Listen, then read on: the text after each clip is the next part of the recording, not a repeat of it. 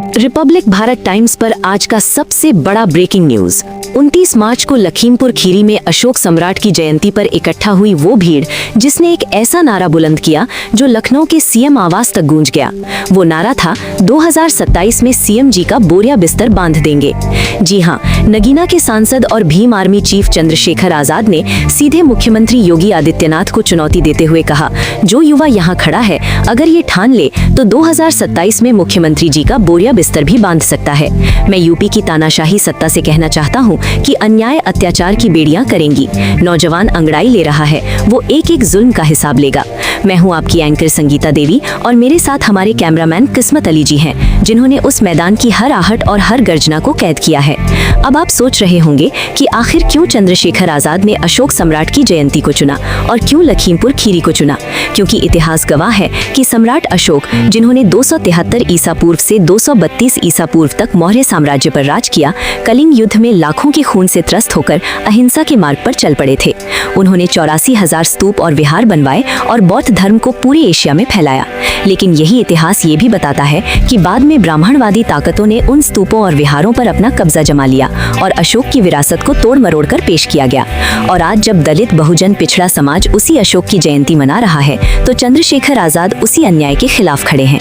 हमने इंटरनेट पर गहन रिसर्च की तो पता चला कि इससे पहले 22 मई 2025 को मेरठ के संविधान बचाओ सम्मेलन में भी चंद्रशेखर आजाद ने कहा था, समाज का कर्ज चुकाने के लिए खून का आखिरी कतरा दे दूंगा। और उन्होंने 2027 में यूपी में 15 साल के सूखे को खत्म करने की बात कही थी। उन्होंने कोतवाल धन सिंह गुर्जर और मतादीन वाल्मीकि जैसे क्रांतिकारियों को इतिहास से मिटाने का आरोप लगाते हुए भारत रत्न देने की मांग की थी।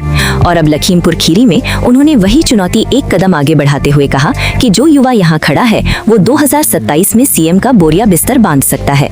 ये कोई साधारण राजनीतिक बयान नहीं है, बल्कि ये उस संघर्ष की घोषणा है जो पश्चिमी यूपी की उन 25 सीटों पर सियासी समीकरण बदल सकता है, जहां दलित मतदाताओं की संख्या 15% से अधिक है।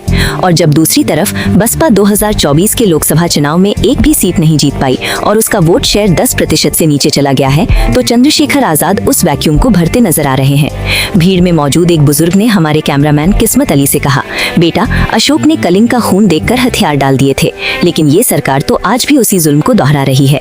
चंद्रशेखर ही वो आग है जो इस अंधेरे को जला सकती है। तो सस्पेंस ये है कि क्या सच में 2027 में मुख्यमंत्री का बोरिया बिस्तर बाहर बंधेगा? क्या ये नौजवानों की अंधड़ाई सत्ता की नींद उड़ा देगी? ये वो सवाल है जो हर उस शख्स के जहन में है जो अन्याय के खिलाफ आवाज उठाना चाहता है। तो आप भी इस आवाज को हर घर तक पहुंचाइए। रिपब्लिक भारत टाइम्स चैनल को सब्सक्राइब करिए, इस वीडियो को लाइक और शेयर करिए और कमेंट में जरूर बताइए कि क्या चंद्रशेखर आजाद 2027 में यूपी की तस्वीर बदल सकते हैं। अगर आप हमारा ये वीडियो फेसबुक पेज पर देख रहे हैं तो पेज को फॉलो करना ना भूलें, क्योंकि हम संगीता देवी और किस्मत अली जी के साथ लाते रहेंगे आपके लिए वही सच जो सत्ता को दिखता नहीं। तो बने रहिए रिपब्लिक भारत टाइम्स के साथ। जय भीम, जय संविधान, जय हिंद। तो ये जो युवा यहाँ खड़ा नौजवान अगर ये ठान ले तो 2027 में मुख्यमंत्री का बोरी बिस्तरा भी बांध सकता है। इस बात का और मैं कहना चाहता हूँ उत्तर प्रदेश की तानाशाही सत्ता से कि जुल्म जाति अन्याय अत्याचार की बेड़ी कटेंगी। नौजवान अंगड़ाई ले रहा है और वो अपने ऊपर वो एक एक जुल्म का हिसाब 2027 में वोट के आधार पर करेगा। मेरी बात बाबा साहब अम्बेडकर जी की जयंती 14 अप्रैल को आ रही है। आप अपने एसडीएम डीएम के पास जाना, थाने में जाना, इंस्पेक्टर साहब कहना कि साहब हम बाबा साहब की जयंती मनाना चाहते हैं।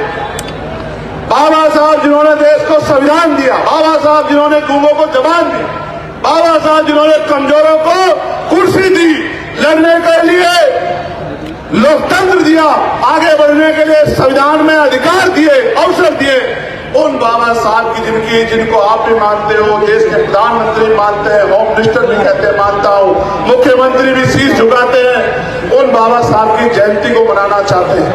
मैंने आज ही पत्र लिखा क्योंकि मेरे पास 5,000 से ज्यादा एप्लीकेशन आई कि भैया हमारे यहाँ परमिशन नहीं दे रहे हैं, हमारे यहाँ परमिशन नहीं दे रहे हैं। और ये आज से नहीं हो रहा है, इनसे पिछली 12 से 17 की सरकार में भी यही हाल था।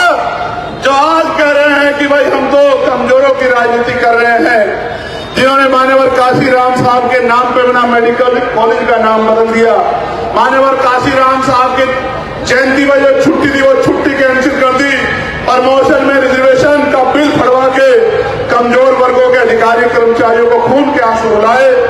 वो